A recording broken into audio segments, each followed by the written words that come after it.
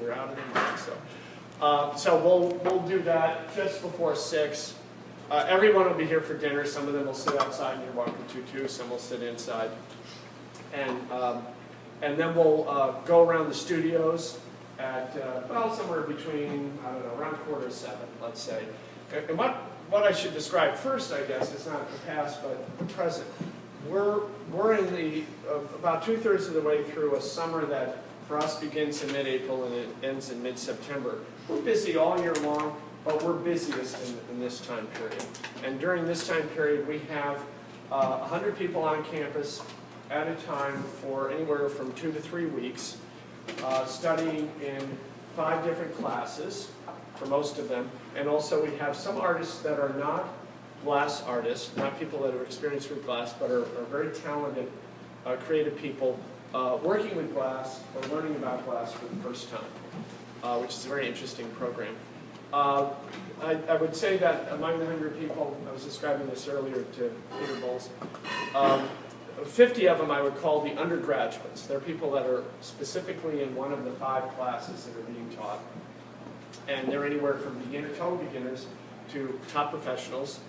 I like to say that everyone that comes here to study is coming here to solve something. They're not coming here because it's a vacation. They're either a beginner that wants to learn glass for the first time, or they're a professional that wants to get to the next level in their career. And they're giving themselves the opportunity of time and space and the talent of the experts that are in here teaching different aspects of glass. Much of it technical, but also a lot of it conceptual ideas that can help develop in the students about how to do their glass, to make the next leap in whatever their development is. I do like to say that a session here begins the moment someone decides they want to come here. They're already changing. They're already going through a growth of some sort because they're thinking about what they want to do next.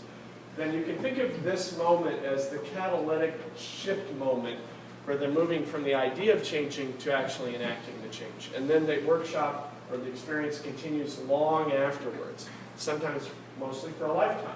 Now that sounds like an outside statement, even as I hear myself say it, but this is what the participants tell us years later, that they're coming here to enact something, they need a change.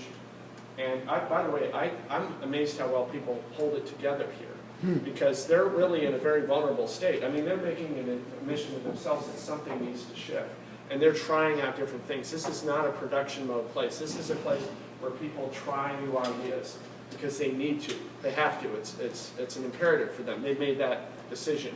And so this is an amazing time. When they get here, they don't know this, but they're going to be awake for the whole time they're here. Sleep is optional.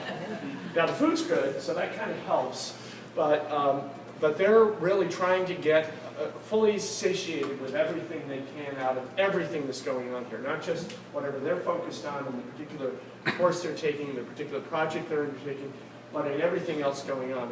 And the glass community it's a team sport. It's a particularly sharing community, so people are bouncing off each other all the time. And that realization, if it's the first time someone's here, and about 50% of the people that are here in a session, it's their first time here, come to that realization pretty quickly within the session, and then realize they have to take full advantage of it. This will may never happen, and this will never happen again. And so, what's different than a school? Somebody was mentioning that this might remind you of your grad school experience. It is, except for one critical difference. And I know this from my grad school experience. I only went to Rhode Island School of Design once for 2 years. That was it. I don't go back. Here, you go back through the whole arc of your career. You can start when you're 18. Like, by the way, one well-known glass artist, William Morris, who did all of his work and throughout his whole career here on this campus. If you know William Morris's work, that's pretty phenomenal. And he started as the driver. Didn't know anything about glass. He just did runs back and forth from Seattle for supplies. Started taking classes as a student, then assisted, then taught, then worked for Dale Chihuly, then people started working for him, and then he ended up using the studios in the winter, as many artists do over the years, to create his own body of work. And this is not atypical. Artists go through an evolution. So anyways, that's what you're encountering as you walk into this. Tonight, what they're showing is the results of their experiments. Now that's themselves experiments. These are not finished pieces that you'll see in the studios. These are explorations of different ways that they may approach their work. I think you may see the occasional finished piece, but what you're going to see is a lot of ideas that are manifest in objects and are tentative. But they're excited about it because they've made some breakthroughs. So anyways, as we go through the studios, myself, and Angie, and come on in. You're going to have some people that are going to help guide you here. Help guide us? How can we guide you? How guide the group. What would you like to be guided with? So let me just introduce you. Wendy Hazard is head of development here. Thanks for coming tonight. And so she's going to